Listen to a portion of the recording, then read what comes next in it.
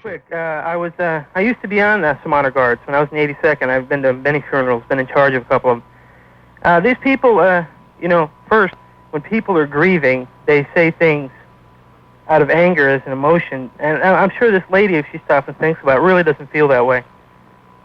About, Well, who? The woman who called, or her quasi-friend? The grieving mother. Oh, okay. And the honor guard's an official representation of the government, and a professionally done funeral by a military honor guard is a very emotional experience anyway. And right. Well, my father died in December, and he was an ace in the Pacific Theater in World War II, and nobody from the government at that time showed up.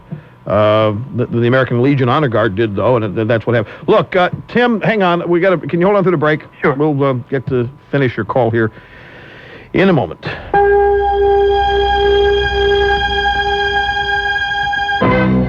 What is it that makes Curtis and Lisa Sliwa unique? Is it bondage, whips, chains, the whole 9 yards? Not really, but they are a unique New York couple who know the best and the worst of this city. Curtis. Yes. Think you're one of the few straight shooters around. I do appreciate that. And Lisa, I'm all for your stance on rape. That's right. If they misuse it, They lose it. I mean, it's Curtis and Lisa Sliwa, Saturday mornings at 10. Well, what I don't like as a woman, I live in that neighborhood. I can't walk a block down Avenue A without being sexually or verbally harassed by some guy that's waiting online there for free food. Curtis and Lisa Sliwa. and I understand you thought that you would be co-hosting with Bob Grant. Well, I thought Bob had wanted to have me on the show, add something a little bit different, a female point of view. And then I found out that I had to do it with you, and I was a little bit disappointed. Curtis and Lisa Sliwa, Saturday mornings, 10 till 1, right here on WABC. Wake up with Jay Diamond weekdays on WABC.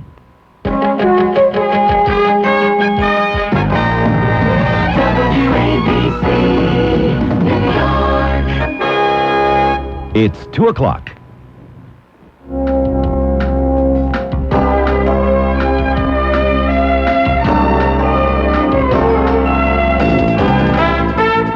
From ABC News, I'm Joe Vaughn.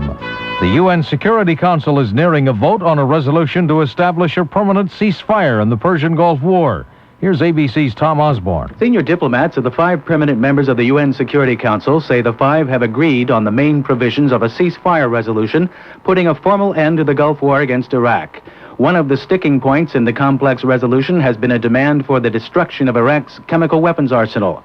The Soviet Union removed doubts about its position on this issue, with Soviet Ambassador Yuri Vorontsov announcing clearly that the Soviets do not oppose this measure and that this point is agreed among the 5 permanent members.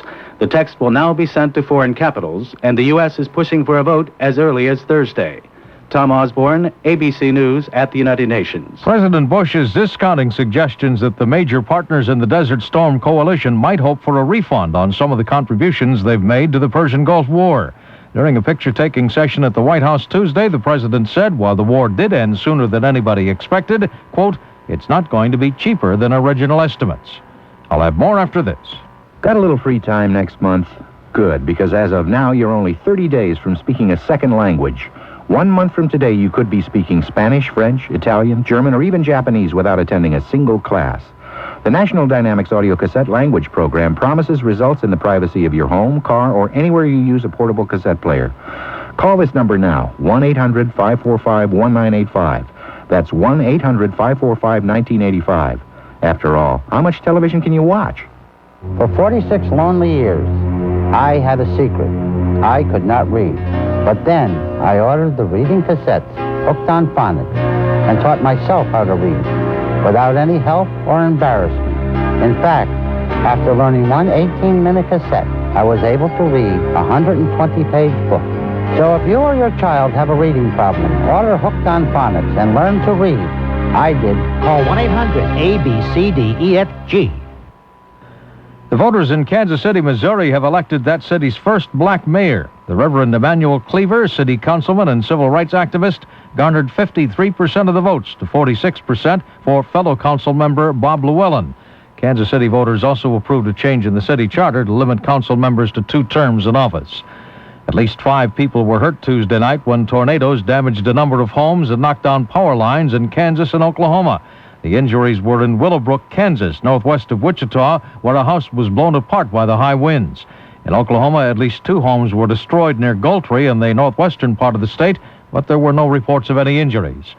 Another U.S. airline is asking help from a bankruptcy judge in holding off its creditors.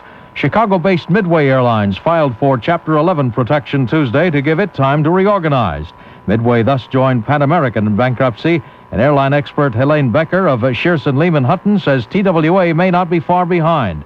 She also says, at least for now, the consumer may be the main beneficiary. I think you're going to see more deals for the consumer. You're not going to see prices skyrocket as some of these companies try to file, or rather try to get out of bankruptcy, fly out of bankruptcy. You're going to see them continue to keep prices relatively low to attract business. And as a result, that should mean pretty good fare picture for the consumer in the short term. Midway is the 4th U.S. airline in 2 years to ask the bankruptcy courts for protection from creditors. In Los Angeles Tuesday, 4 white Los Angeles police officers pleaded not guilty to charges stemming from the videotape beating of a black motorist 3 weeks ago. Sergeant Stacy Kuhn and officers Lawrence Powell, Timothy Wind, and Ted Briseno all are charged with assault with a deadly weapon. Kuhn and Powell also were accused of filing false police reports. On Singapore, where it's early Wednesday, a team of Army commandos has stormed a hijacked Singapore Airlines plane and freed 123 hostages by killing all 4 of the Pakistani hijackers. The hijackers were armed with hand grenades and knives. Authorities say there were no injuries among the other passengers and crew members who were aboard the plane. This is ABC News. The biggest things in life are often small. I had a very tough decision to make. Those little things can mean the most of all. So I called my buddy Rob to talk it over. All I did was listen. I felt so much better. All I did was listen. Wait a minute, Rob, hold on. Would you listen to me? Sure. That's exactly what I needed. Thanks, buddy. It's not nothing, it's something, and you're something too. Make a big difference. Do a little something from the Church of Jesus Christ of Latter-day Saints. For the ABC Information Network, I'm Joe Vaughn. Why do I give blood? It started with Jeff, my comedian brother. He and I were always very close. Dad died when we were just kids, and Jeff kind of looked up to me. I was the serious one. But one day, Jeff calls me at the office. He's trying to sound calm, but he's not doing such a good job of it. Says they found a tumor in his left lung, and they want to operate the next day, and it's going to take lots and lots of blood. I couldn't answer at first. I just stared at the phone. Well, Jeff's okay now, but I go back to that hospital every couple of months, and I give blood again. Jeff doesn't know I do, but some things you can't explain to a kid, brother. When was the last time you gave blood? A message from the National Blood Resource Education Program.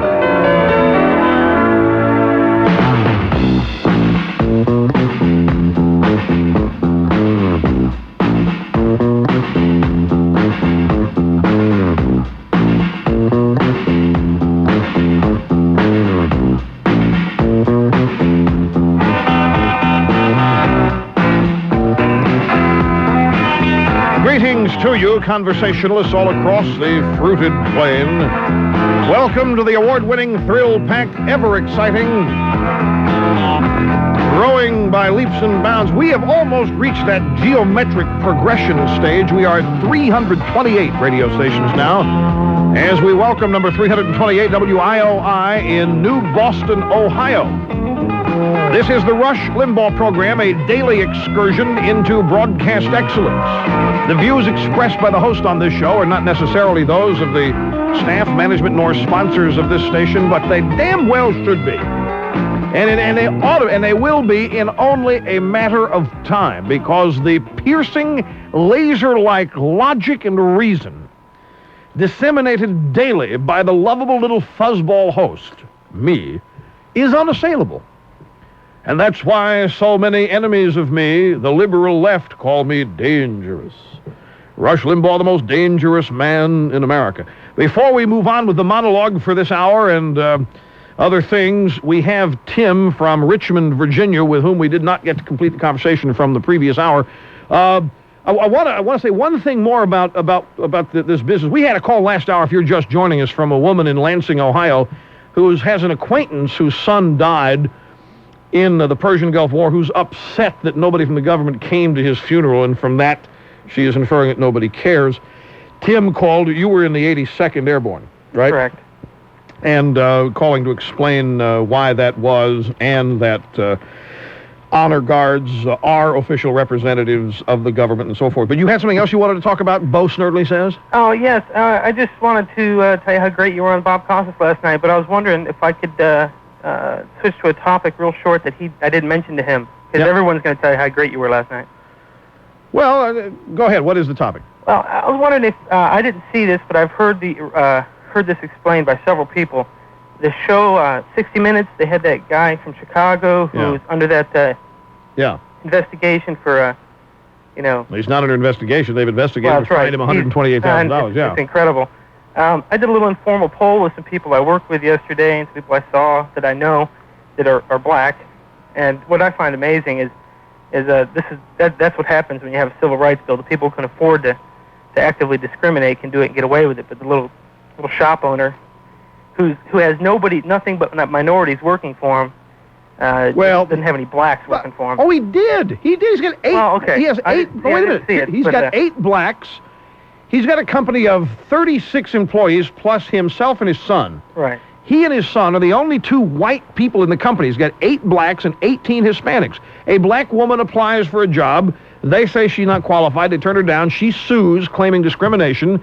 EEOC comes in and says he doesn't have a fair enough portion or representation of blacks on his payroll as represented by the neighborhood. And in fact, you want to know the... And I understand the neighborhood's all Hispanic. Well, pretty much. But the EEOC says you must have 8.54 blacks, and you only have 8. And then they say they're not under a quota system. And that's the key. Then they say they're not under a quota system. Well, yeah, you've got this down, Pat. What's the question? Oh, I did this little survey, and I said, now, obviously you're a black person, would you rather get a job on your own merits? This is the whole key to the whole civil rights bill issue. Do you want a job on your own merits, or do you want a job based on your color, which is, in fact, discrimination? Well, look, that question has been posed. I've had my arguments with civil rights activists, and my question always has been, when it comes to affirmative action, all right, fine, when are you going to say it's done?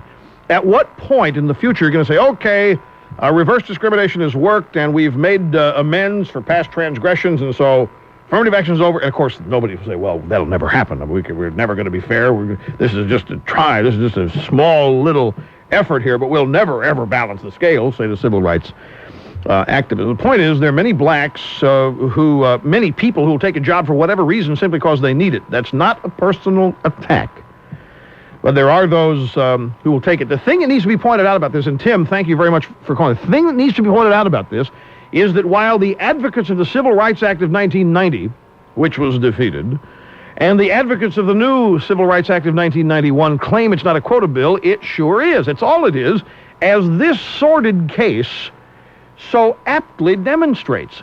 It's nothing but a quota bill. It's nothing but a means by which the U.S. government, led by liberal lefties like Senator Kennedy, can intimidate small businesses. I mean, we talked about this yesterday. It is not an easy thing to open a business in this country, what with all the regulation you have to go through and all the demands that the government's going to put on you financially, health insurance, medical insurance for all of your employees and this and that.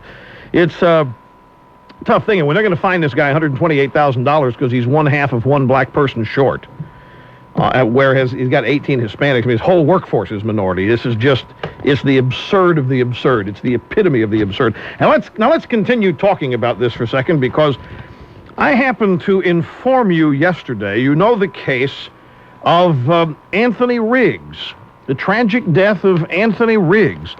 He was the Marine who was in Saudi Arabia in the Persian Gulf War. He returned home, and within days of returning home to the streets of Detroit was shot dead. And immediately, the likes of the Reverend Jackson, and I don't know if you remember this, but the Reverend Jackson blamed the Bush administration And he said that this is a classic example of the death and violence inflicted on black Americans because of the Bush administration's lack of concern and its misdirection in dealing with crime and so forth. All of these all the liberal left, they took a great shot here, saying, see, he went to a war and didn't die, but he came to the streets of America, and look what happened. Why, this is what it's like to be black in America. And then, of course, the news came out that his wife shot him. I wonder what it's alleged, there's family squabble here. I wonder what the Reverend Jax will say about it now. His own family shot him. His wife just happens to be someone they say, well, money, money, money. And he wasn't oriented toward making money, money, money or something. It's a sordid tale. It's a typical domestic violence story, nothing to do with race, nothing to do with black or white. But yet the anti-war and civil rights activists, which are of the same stripe in this country, by the way, attempted to make the case. Remember, I did a peace update last week, and I told you about Sister Margaret McCaffrey of Shreveport, Louisiana. She and her followers had signed their names to a letter to Saddam Hussein apologizing, to the people of Iraq, apologizing for the suffering caused by our bombing attacks. And this letter sought reconciliation with the people of Iraq. Well, what happened yesterday, they had a ceremony. They were going to have a formal ceremony of signing the letter, which took place in Shreveport. And then all of a sudden, out of nowhere, during the peace rally where this letter was being signed and read, a man grabbed the letter, ran off with it, and threw it into a bayou. The man said his name was Burns. He wouldn't give his full name. He told reporters he was a former prisoner of war. He was detained briefly by cops and cheered by about 80 Persian Gulf War supporters who had gathered nearby to protest the peace protest. The gathering was organized by the Roman Catholic social justice organization Pax Christi. And they were praying and reading scripture and talking about peace and love and all that happy-go-lucky stuff that's irrelevant when it comes to what was going on in the Persian Gulf. So we would like to applaud Mr. Burns for his courageous action. Threw that letter in a bayou. It's now just a soggy piece of pulp, and they can't send it anywhere. They'll have to redo the whole thing. Now, my friends, and if they do, the same thing will happen. My friends, a man who has become a rather instrumental, crucial part of this program, and a man who I have gotten to know over the years and who has become a very good friend, as you know, Clarence Frogman Henry, who is the vocal song stylist of Ain't Got No Home, our homeless update theme, has been ill of late. When we had our cruise to excellence in January, he was having trouble getting around. He was losing feeling in his feet. He was having trouble walking. And shortly after returning from the cruise, Clarence had to perform in a wheelchair because he couldn't stand up.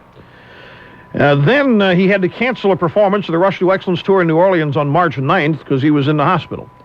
Well, 9 doctors had investigated Clarence's case, and they couldn't come up with anything. Was just informed this morning that the Frogman's in the hospital undergoing surgery for a pinched nerve.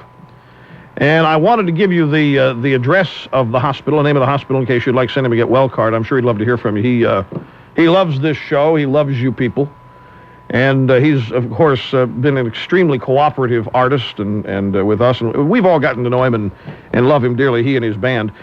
He's in the Meadowcrest Hospital in Gretna, Louisiana. It's across the river, actually. There used to be a great restaurant in Gretna called La Ruth's, but it's closed now. Family problems. There's a great restaurant over there. The Meadowcrest Hospital is at 2500 Bell Chase Highway. Bell Chase, one word, Bellchase. 2500 Bell Chase Highway in Gretna, Gretna, Louisiana. L.A. is the state abbreviation. And don't put L.A. or they'll send it to Los Angeles. It was L.A., period. Gretna, Louisiana, zip code 70056. I'll do it one more time. Meadowcrest Hospital. Make sure you put Clarence Frogman Henry. You could probably put Frogman Henry EIB building, Gretna, Louisiana, to get there, but don't do that. Put it Meadowcrest Hospital, 2500 Bell Chase Highway, Gretna, Louisiana, 70056. Hospital, 2500 Bell Chase Highway, Gretna, Louisiana, 70056.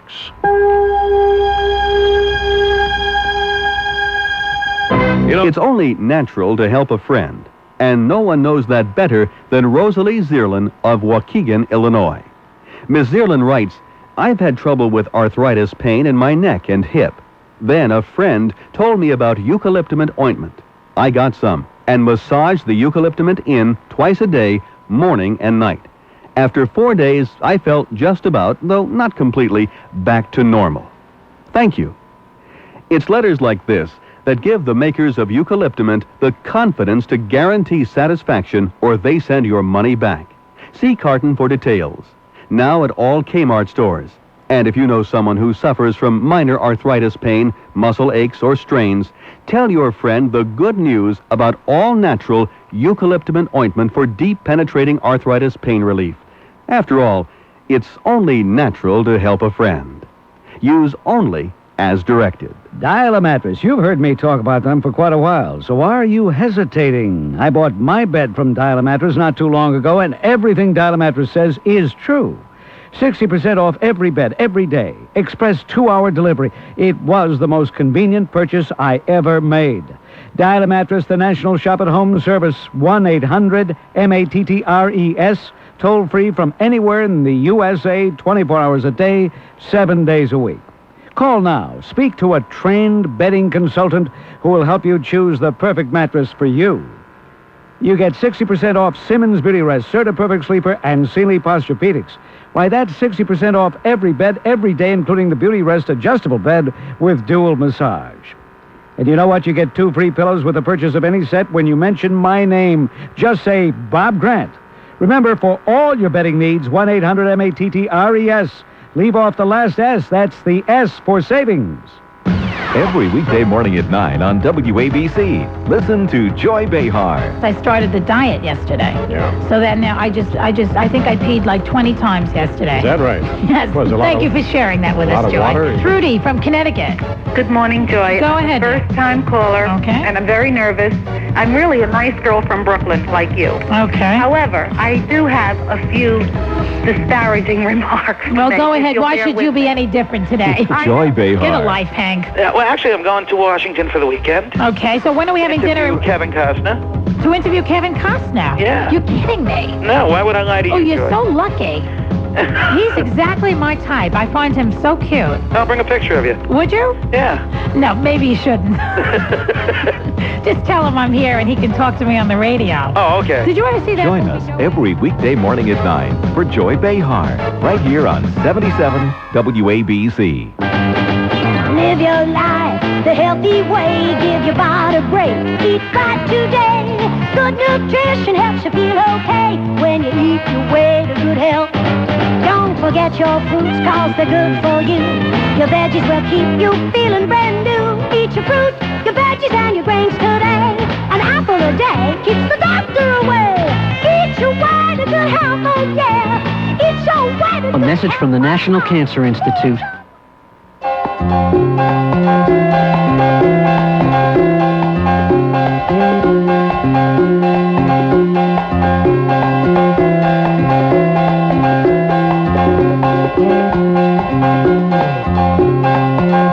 1-800-282-2882. Rush Limbaugh in New York, high atop the EIB building. The charming and boastful Rush Limbaugh. Understand the Washington Post today has a treatment of the Great American Meat Out as done by me. And unfortunately, the electronic edition of the Washington Post, which is how I read it every morning, does not contain the radio column. This is written by Jeffrey York. So we'll have to get it faxed up here. Also, a program note. In the next hour, you people, we are going to take our first bank of calls, not the whole hour, but just our first series of calls we hope to get from the Bay Area, from San Francisco, because some craziness still reigns out there. The war is over. Long gone. We won. It was successful. Rah, rah. Stars and stripes forever, but not in San Francisco. The mayor and the Chamber of Commerce begged the boards of supervisors, please rescind this stupid sanctuary resolution. If you don't, our tourism industry is going to be hurt. I mean, it's over. It's pointless to keep it there. Board of Supervisors voted on it last night, 7-4, to keep the sanctuary resolution on the books. For no reason. You tell me that this is not an anti-American move, not anti-U.S. military. I've told you people that some of this stuff is motivated not by opposition to the military. It's motivated by opposition to the country and the way of life in this country, what this country stands for. The fact they won't take it off the books out there ought to open everybody's eyes. So, we hope to get calls just from average Joes and Freds and Ritas and Bruces and whoever. From, no, there could only be one Rita. I did not mean to imply there are a bunch of Ritas, as in Rita X's, in San Francisco. But this, what we're going to do here in the next hour is just, for the first 10 minutes of the hour, please ask all of you not in the Bay Area not to call. So we can get our first bank filled with San Francisco callers, and then after we got that line, that bank loaded, then we'll open it to the rest of the country. So we don't want to do a whole hour on it, but we do want to talk to as many people in the Bay Area as possible, and that'll be the only way we can do it. I know you'll cooperate. Thank you. To the phones now, Albany. John, hello. Welcome to the Rush Limbaugh program. Hi, Rush. Hi. It's great to talk to you. Glad you called. Dittos from the home of the mother of all state deficits. $6.5 billion now we're talking about. You believe a $6.5 billion state deficit, my friends. Mm-hmm. And the city alone has $3 billion all on its own. But anyway, I have so many things to talk about, but I just want to talk about something that was raised yesterday on the show. Go ahead. The protectionist policy that was advocated by Lee Iacocca. I think there's a lesson in the way that Japanese companies work at home. I think one of the reasons that Japanese firms are so capable and competent and competitive in the international market is because their domestic market, at least in automobiles and electronics, is so intense. When you think about companies like Honda, Toyota, Nissan, Mazda, Mitsubishi, Isuzu, Subaru, Suzuki, and Daihatsu, all competing at the domestic level in Japan, they've got to be producing excellent products to compete against one another. The good thought. Let me ask you a question, though. Many people, having heard yesterday's program, I got a lot of mail last night on a computer. A lot of people wrote and said, but Rush, you missed the whole point yesterday. You missed the point that it's not free market in this country. There's not really free trade. We don't have free trade because the Japanese have not opened their markets to our products. And we've made that abundantly clear. That's not a big mystery. It's no big secret. Right. But what does that have to do? You tell me, what does the fact that they don't open their markets to us have to do with the fact that Americans would rather buy Japanese autos in many cases? The two don't seem to have any linkage to me in terms of the American buyer and his choices. I agree with you. I mean, if you're advocating a free market, then you got to start with it at home. Yeah. And not worry about what the Japanese are doing in their own domestic market. I'm all for, by the way, pressuring the Japanese without legislation, by the way, pressuring them to open the markets. I don't think they're going to, but I really don't think the two have anything to do with one another.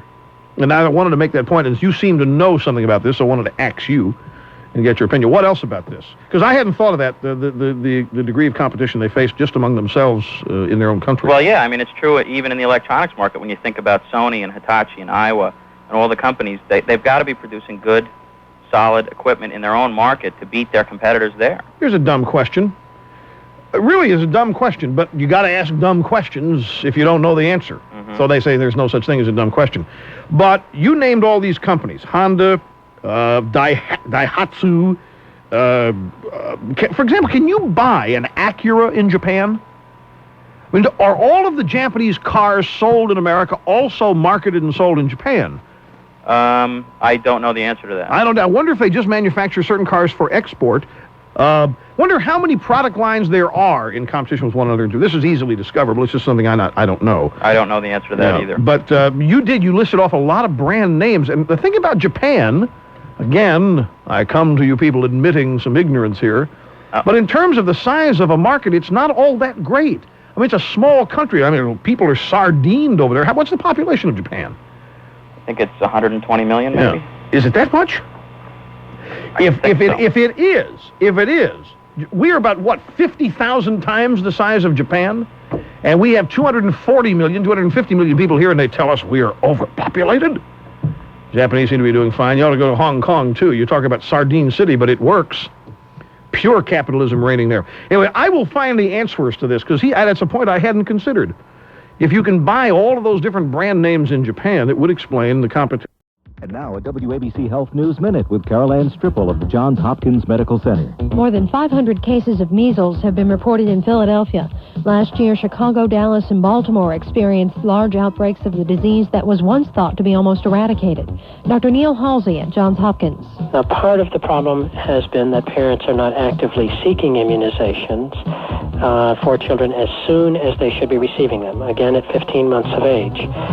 But we also, as medical professionals, have to assume some responsibility for not administering the vaccines when children do come in and seek care. Dr. Halsey says sometimes the vaccine cannot be given because supplies haven't been replenished, or the child may have a minor illness and can't be immunized.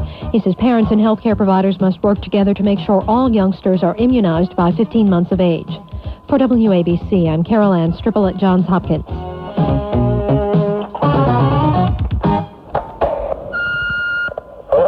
I got the car, I got the beer, I'll see you at 7. I love you. Hello, Nancy, I got the car, I got the beer, I'll see you at 7. I love you. Got the beer, I'll see you at 7.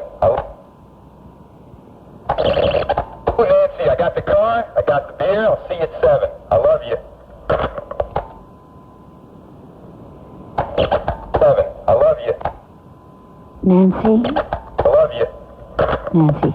Mom, I miss him so much. Honey, I know you do. I can't help thinking I could have stopped him. I could have taken his keys. I should have called him a cab. Take the keys. Call a cab. Take a stand. Friends don't let friends drive drunk. A public service message brought to you by this station and the Ad Council. Why not make a note of when your favorite program is on the air here on WABC? Jay Diamond early in the morning, 5:30 till 9. Joy Behar, 9 till noon. Noon to 3, it's Rush Limbaugh, followed by Bob Grant from 3 till 6. Then it's News Talk New York with Harley Carnes from 6 till 7. Leading into the Money Show with Adrian Berg and Sonny Block up till 10. From 10 to 1, it's Tom Snyder. For your complete program schedule, write us here at WABC.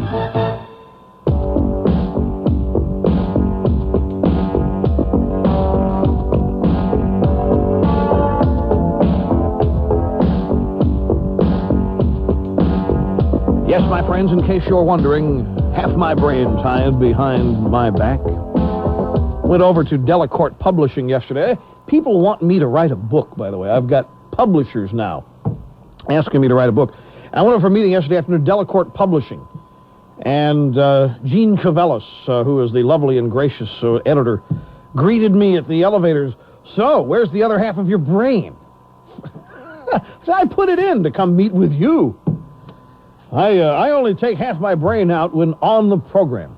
Here we are on the EIB network, 328 radio stations, as we welcome the 328th WIOI from New Boston, Ohio. 800-282-2882 is the number to be part of the program, to try to get through.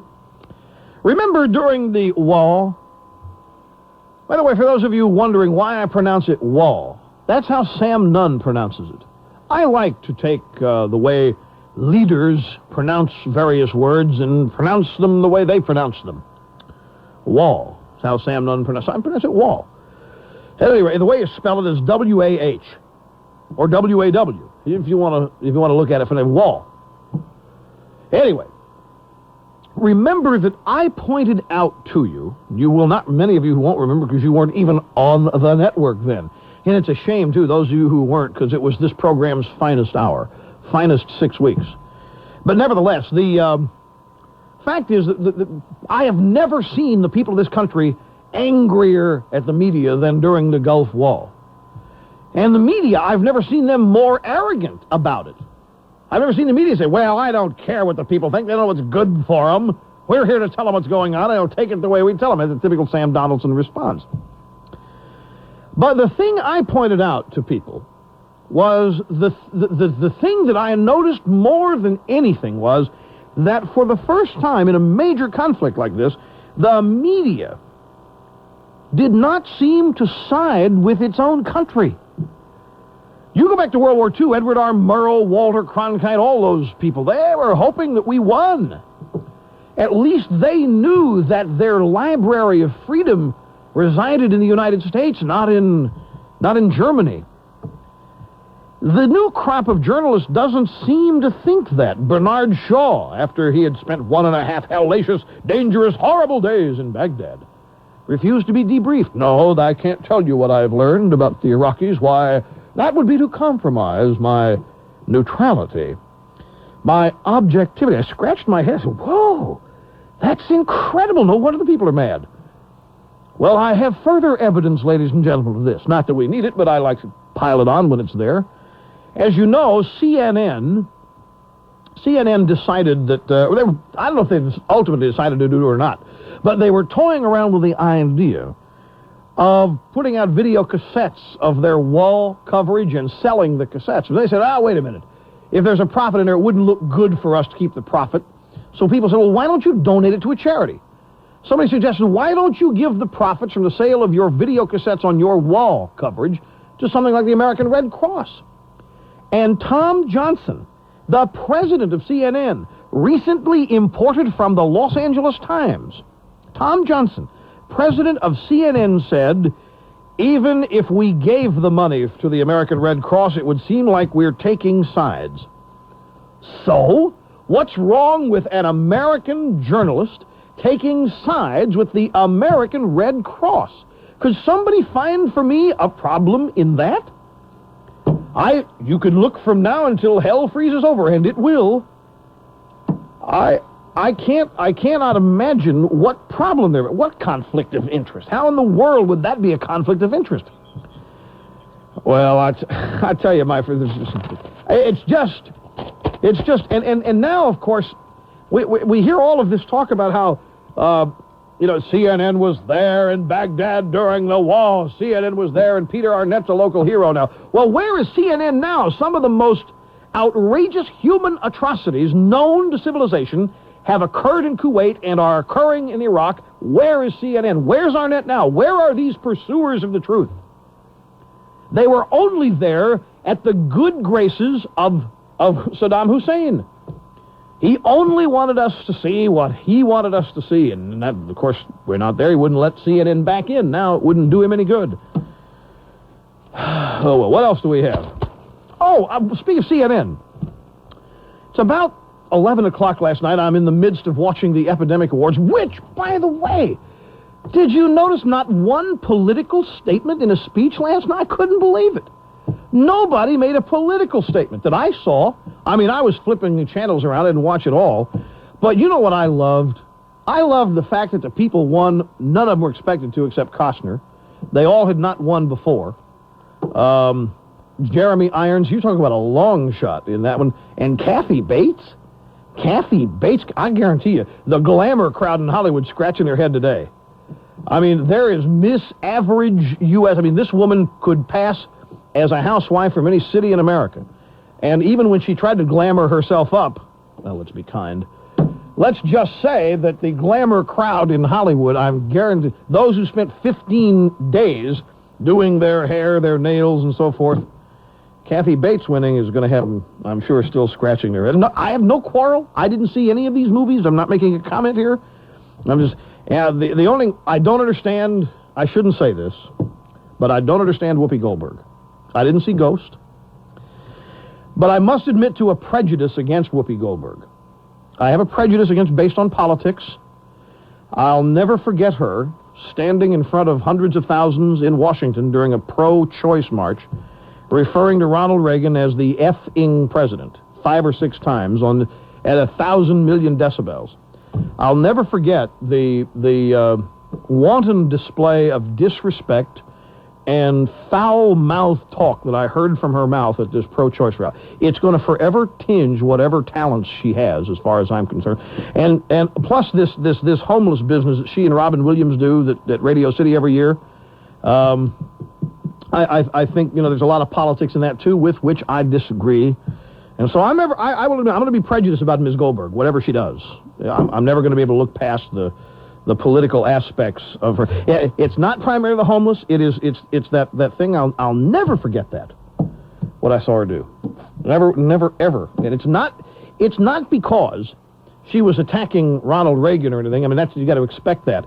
It was the insight it gave me into her character to sit there and use foul language in front of hundreds and thousands of television cameras rolling and so forth. And the fact that somebody speaking that way would then be accorded expert status.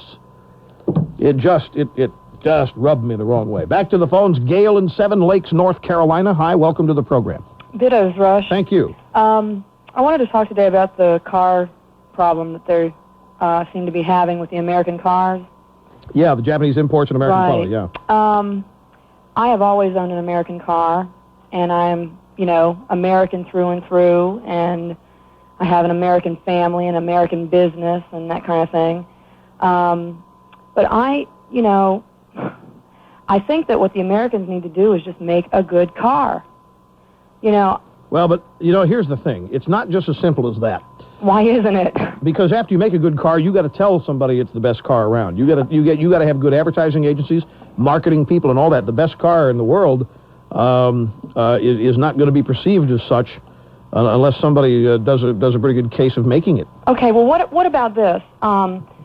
Okay, I don't know if you ever get your hands on a Consumer Report. I never read it. Okay. I never ever read it because I don't. Here I go again.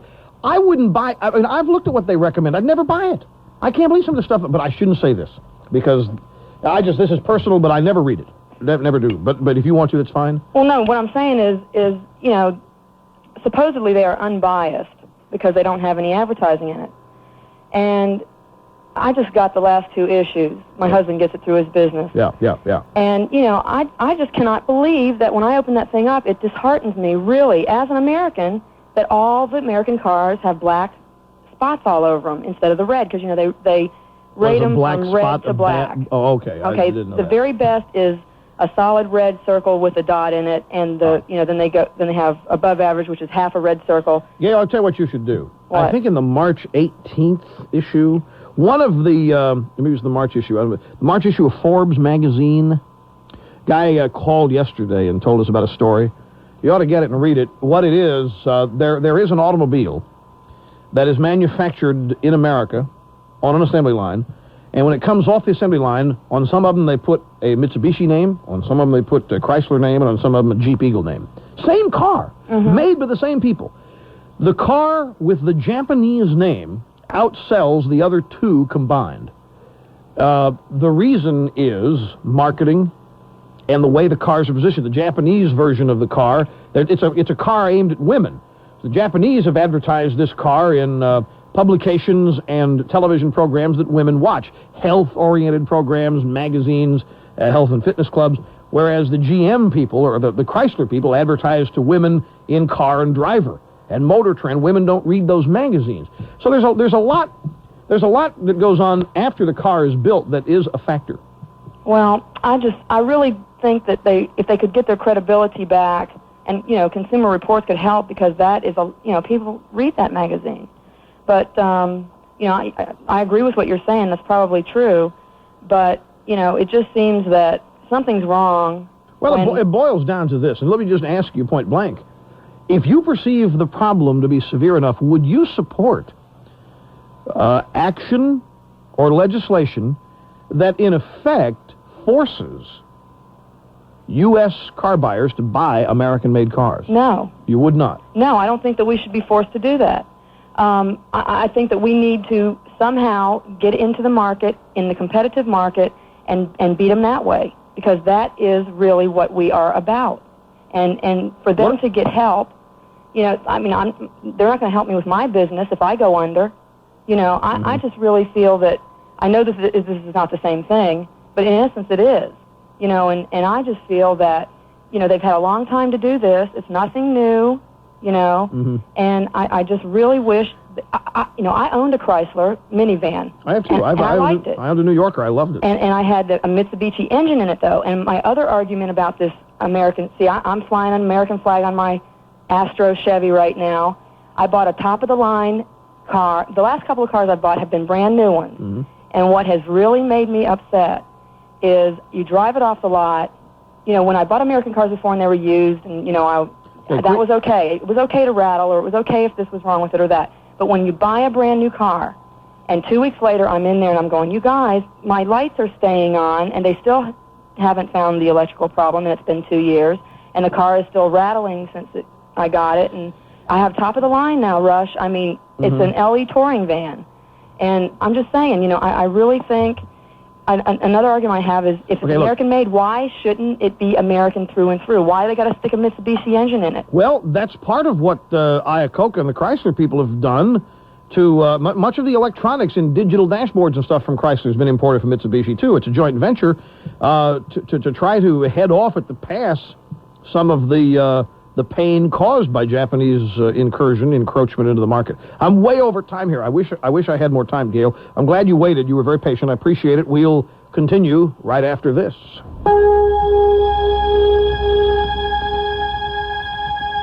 It began with a challenge to freedom all across the globe. The forces of fascism were on the move, and all America responded. Not just those on the front lines, not just those in the factories. Everyone did their share, many simply by buying U.S. savings bonds. That was 50 years ago, and those bonds helped to win the war. But when the war ended, U.S. savings bonds kept working. They helped us enjoy the prosperous 50s and helped put a man on the moon. And behind all the big accomplishments were the individual accomplishments. Homes bought, college educations paid for, retirement secured, all with U.S. savings bonds. It was bonds that helped make us a nation of savers. Today, we all agree that we need to once again be a nation of savers. And the best way to accomplish that is by investing in U.S. savings bonds. They're still safe and secure, and now bonds pay competitive market-based rates as well. Can we be a nation of savers again? We must. Start by calling 1-800-US-BONDS or ask about the payroll savings plan where you work. This is Caper's Corner. Budget considerations aside for the moment, Mayor David Dinkins is piling up an exemplary record of achievement in the coveted category of bringing people together, a prime reason many New Yorkers say they voted for him in the first place.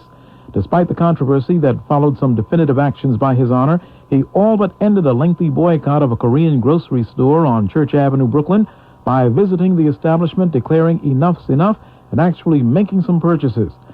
Then came that wartime trip to Israel, in solidarity with the large Big Apple Jewish population here.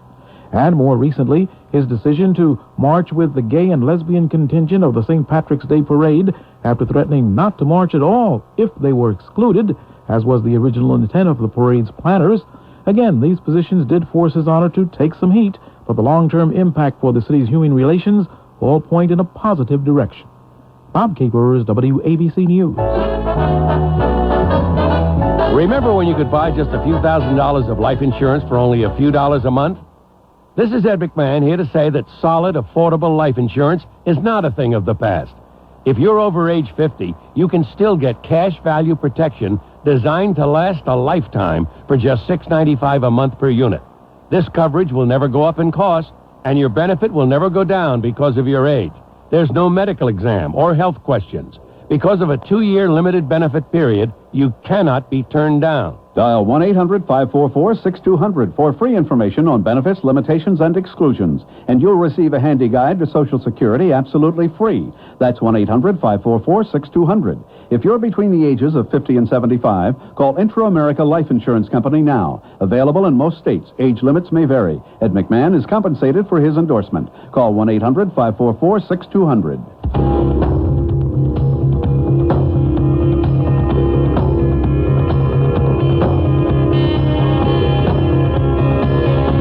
This is the open to a new Bob Dylan song, which I absolutely crave. I should play part of it. It's called Series of Dreams, and in parts of it you can actually understand what he's saying. But it's a full sound. It's got great orchestration. I don't know how other to describe it than that. Janet in Burke, Virginia. Hi, welcome to the Rush Limbaugh program. Glad you called. Hi, Rush. Hi. Just want to tell you I was the one that called in about the Washington Post article this morning. Mm-hmm. Told about the Kansas City folks sending you all that fine deal. Well, see, I don't know what the article said. I haven't seen it, so... Okay, it's in the style section under radio. Yeah. It was very interesting. So could you speak up a bit? Yes, it was just very interesting. Nothing earth-shaking. Wanted to tell you that we want you here in Washington. To do what? To come give one of your tours. Oh, the Rush to Excellence tour? Yeah. Well, that'll happen. Wait. When you come down for the roast, go check out the Patriot Center at George Mason University. Okay. Be perfect for you. The Patriot Center, huh? Yes. Don't you even love the name? I do. Absolutely do. But by the time we come to Washington, we may need to have it in RFK to get all the people that want to see it in. Well, that's true. Maybe, you know what we ought to do? Kennedy Center for the Performing Arts. That's what we ought to do. It's not big enough. Get it? Well, how about Wolf Trap? No. No. You want? All right, Patriot Center at George Mason. All right. Right, check it out. Okay, what I called about was the People magazine article about former TV children's stars. Yeah, I tell you, Janet, you're getting further away from the phone. I'm going to need you to speak up. No, again. it's right up against my mouth. Wow. Bad line then. Keep going. Okay, People magazine article about former child stars on TV. Uh-huh. Gary Coleman. Yeah. His girlfriend complained that he wanted to suck her toes. And I thought you might No like... kidding. I thought you See, might... I don't read People Papple. That's about what it is. Papple magazine. I don't read... I never read People. I never... But that's why you have callers to keep you up. So Gary... What's his name? Gary Coleman is a toe sucker? That's what his girlfriend complained. Thought you might like to add it to your file. Janet, thank you so much. So that's 2 toe suckers we know of plaguing this country. Appreciate the call. Yes, going to be in Washington on Monday for the roast of Paul Weyrich at the Hyatt Regency. I think it's on Capitol Hyatt. I don't know. There's 2 Hyatt Regencies, and I don't know if it's a Hyatt Regency Capitol Hill or not. Anyway, the Paul Weyrich roast is going to be a star-studded affair. I am the MC. The roasters are John Sununu, Chief of Staff, Jack Kemp, Secretary of Housing and Urban Development, William Bennett, former drug czar, Cal Thomas, nationally syndicated columnist, and Robert Novak, commentator, as well as Ralph Nader. And if you'd like to go, the Free Congress Foundation is sponsoring this. This is Paul's foundation. He founded it, as well as the Heritage Foundation. And if you just call 202 is the area code. I don't have the number handy here. I should have brought it. I didn't.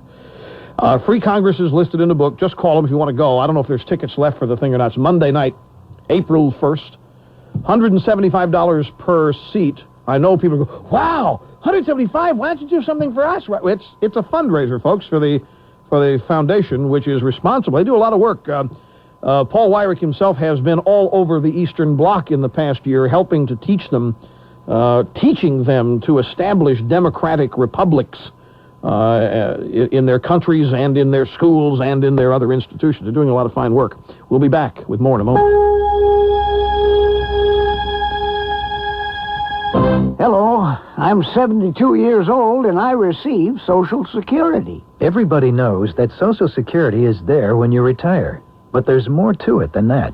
I'm 41, and I get Social Security, too. It also pays benefits if a serious illness or injury puts you out of work, and it doesn't stop there.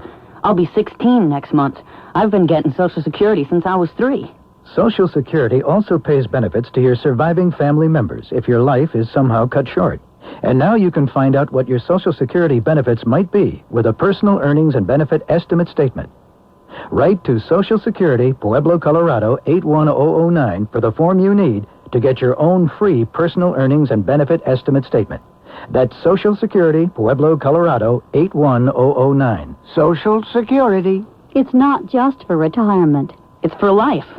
This has been a public service message from this station and the Advertising Council. Who dares to approach the great Wizard of Ink? I'm Dorothy Slotnick from Milwaukee. And these witty characters with you? Oh, they're advertisers. Ah, clients of mine. Not anymore. We're off the land of radio. I'm the only game in town. Oh, that's why they're weary. They thought they had to advertise in your newspaper. I finally got the brain to realize circulation's down and rates are way up. Yeah, well, I got the courage to tell you I'm sick of my ads always landing next to the obituary. What do you want, a medal? Besides, newspapers can't sell with heart like radio. Who needs a heart? I am the one and only Wizard of Ink. Well, that's why we're going to Radio. where advertisers get better results for their money. Oh, come on, Toto. Okay.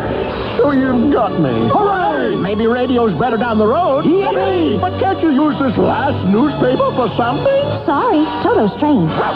There's no place like radio. For more information about WABC Radio, call Duke Brodsky at 212-613-3845. What becomes of a dream deferred? The Dance Theater of Harlem was founded out of one man's vision of restoring a lost dream to inner-city kids. It began as a small ballet school in the basement of a Harlem church, and in a few short years redefined American dance. The Dance Theater of Harlem symbolizes the American dream, but like many dreams, this one could become just a memory without our help. Art and cultural institutions all across the country are suffering from budget cutbacks, and the Dance Theater of Harlem is also feeling the crunch. We can't let this dream die. We've already lost one season of Dance Theater of Harlem. Let's not lose another. Tide with Bleach is appealing for your support. Contribute generously to the Dance Theater of Harlem before it's too late. Call 212-967-3474 with your pledge today. 212-967-3474. Make the call right now. Boing.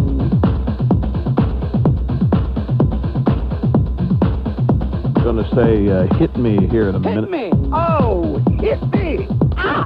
Oh, hit me again! Hit me! Hit me!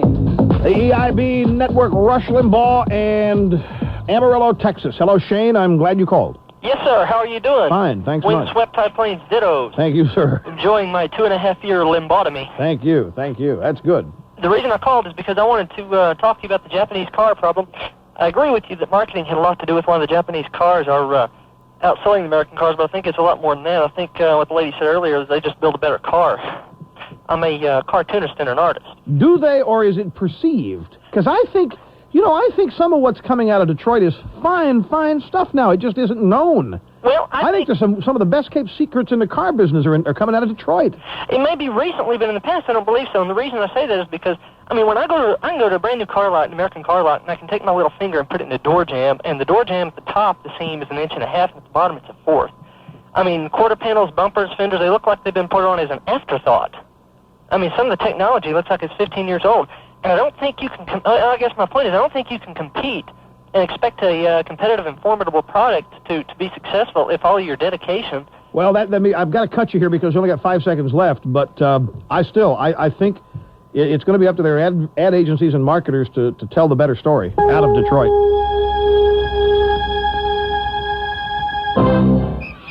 It's the annual field day at school, a day of sports, games, and races that gives kids a chance to cut loose and enjoy themselves. But some children are stopped from participating in a day like this by a wall that shuts them out.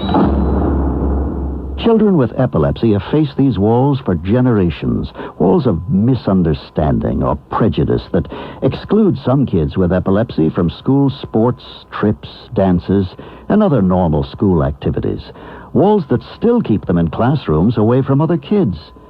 While some children with epilepsy need special help, they don't need walls. It's a big, wonderful world out there, and kids with epilepsy or other disabilities have a right to be part of it, all of it. Let's get the facts and count them in. Call Epilepsy Foundation of America, 1-800-EFA-1000. In New York, people listen to talk radio at home, at work, or in the car. Talk Radio 77, WABC.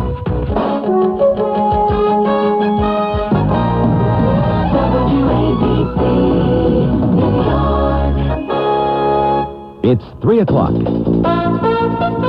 From ABC News, I'm Joe Vaughn.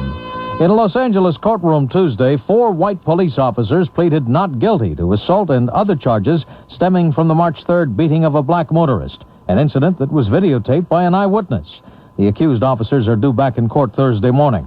Meanwhile, an attempt by the FBI to survey police attitudes in Los Angeles is running into some snags. ABC's Tom Shell reports. ABC News has learned that FBI agents here in Los Angeles are running into stiff opposition from members of the Los Angeles Police Department in the FBI effort to determine whether there is an attitude problem within the LAPD that would allow incidents like the recent beating of motorist Rodney King to occur. Sources close to the investigation say that LAPD officers are refusing, on constitutional grounds, to be interviewed by the FBI.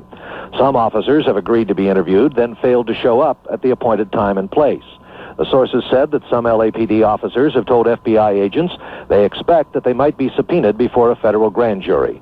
Tom Shell, ABC News, Los Angeles. I'll have more after this. We're speaking with Mr. Bullock of Houston, Texas, who has created a most unique business as the foremost buyer of old watches in America. Mr. Bullock, what kind of watches are your collectors looking for? Clark, our collectors are looking for unique watches from the 30s, 40s, 50s, 60s, and 70s, with special features such as 2 or 3 dials, day dates, moon phase, watches by Rolex, Patek Philippe, Vacheron, Breitling, LeCoultre, Universal Geneve, Movado, plus complicated pocket watches. Mr. Bullock, will you buy these watches regardless of condition? If so, how can you afford to do this? We have collectors who work on old watches as a hobby. Therefore, we can afford to buy any fine watch. How do our listeners get these old watches to you? By calling toll-free for a quote on your watch. We pay in 24 hours. Our reputation is your guarantee. Call 1-800-338-8150. That's 1-800-338-8150. Sponsored by Bullock Estate and Diamond Brokers, Houston, Texas.